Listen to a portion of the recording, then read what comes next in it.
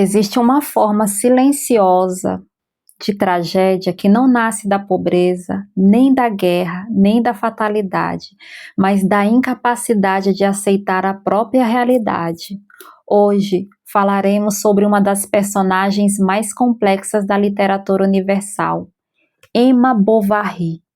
Eu te convido a refletir comigo até que ponto o desejo por uma vida extraordinária pode se tornar autodestrutivo. Vamos contextualizar um pouco a obra. Ela foi publicada em 1857, Madame Bovary, de Gustave Flaubert. Inaugura o realismo francês com rigor quase clínico. Não há heroísmo romântico aqui. Não há uma exaltação sentimental. O que existe é uma dissecação psicológica. A narrativa começa com Charles Bovary, médico, um homem modesto, correto, porém intelectualmente medíocre e fraco sexualmente.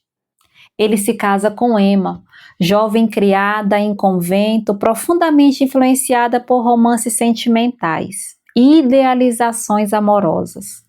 Emma acredita que o matrimônio será a porta para uma existência arrebatadora. Todavia, ela conhece o ordinário da vida ao casar-se com Charles. Depara-se com o contrário do que idealizara dos romances. Seus planos eram uma vida intensa, sofisticada, regada à paixão. Mas o que encontra é monotonia. A passagem da Normandia, a rotina doméstica e o marido previsível tornam-se símbolos de um aprisionamento existencial. Então Emma mergulha em um adultério, consumo desenfreado e dívidas progressivas. Um dos temas da obra é a ilusão versus a realidade. Emma sofre não por falta de experiência, mas por excesso de expectativas. Fazendo uma análise psicológica de Emma Bovary, chegaremos à conclusão que ela não é apenas uma mulher insatisfeita. Sob a lente da psicologia contemporânea, podemos identificar traços consistentes. Há uma idealização romântica crônica. Emma apresenta um padrão de idealização exacerbada, típico de personalidades com forte tendência à fantasia compensatória. Ela não ama pessoas reais, ama projeções ou ama a si, visto que era bem distante também de sua filha, Berta. Há em Emma traços narcísticos vulneráveis. Não se trata de narcisismo grandioso, mas de um narcisismo frágil. Há uma necessidade intensa de validação, há uma sensibilidade de extrema frustração, vergonha diante da mediocridade social e uma busca compulsiva por distinção. Ela não suporta a banalidade porque a banalidade fere sua autoimagem idealizada. Há em Emma um comportamento impulsivo e compulsivo. Há um consumo descontrolado, um endividamento progressivo, uma busca constante por estímulos emocionais intensos.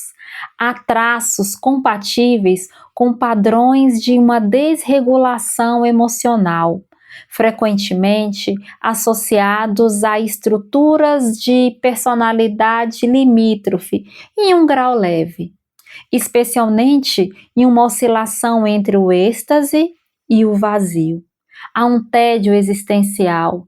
Emma experimenta uma forma precoce de anedonia crônica, que é uma incapacidade de sentir uma satisfação estável. O prazer para Emma precisa ser intenso para ser percebido. O cotidiano para ela não basta. Há uma dissociação entre a fantasia e a realidade. Ela vive o que a psicologia chama de evasão fantasiosa persistente, um mecanismo de fuga psíquica diante da frustração. Emma não deseja amar, deseja sentir-se protagonista de uma narrativa grandiosa. Se você ainda não me conhece, eu me chamo Elizabeth, sou professora e terapeuta e sou entusiasmada pela leitura de livros. Aqui, neste canal, nós não lemos apenas histórias, nós analisamos a mente humana, a cultura e os dramas existenciais que moldam gerações, porque por trás de toda grande obra literária há uma visão do ser humano. Continuando aqui com os personagens. Cada personagem traz um símbolo psicológico. Charles Bovary representa a estabilidade sem brilho. Era um homem incapaz de realizar a esposa. Ele é afetuoso, mas sem densidade intelectual. Ele ama com devoção, porém não compreende o emocional da esposa. Ele simboliza aquilo que podemos chamar de o conforto da realidade comum, aquilo que Emma mais rejeita.